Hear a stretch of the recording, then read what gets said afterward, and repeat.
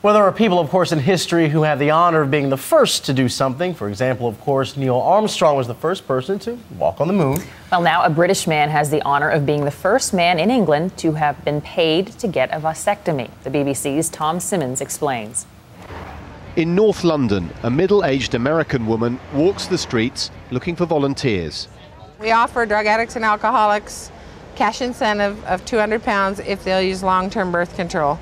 And by that, Barbara Harris has been telling drugs workers and addicts in Britain she means sterilisation for women, a vasectomy for men. It's cash in return for a life without children. I got very angry about the damage that these drugs do to these children. Typically, I just say one thing to my critics: if you truly believe that these women have a right to continue to have children, then step up, get in line, and adopt the next one born. I mean, to me, it's that simple.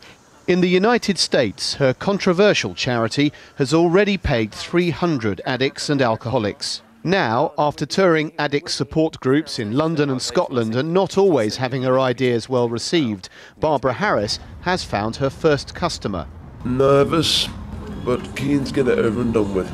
John, a long-term drug addict who's asked not to be named, is having a vasectomy. All goes well, and he receives £200. It was something that I'd been thinking about for a long time, and something that I'd already sort of made my mind up what I wanted to do, but just hadn't got round to it. I'm going to spend it on overdue rent and a bit of shopping. But the project has its critics in Britain.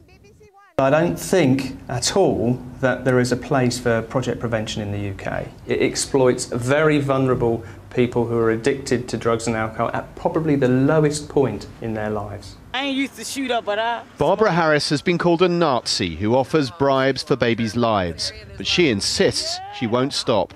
Tom Simons, BBC News.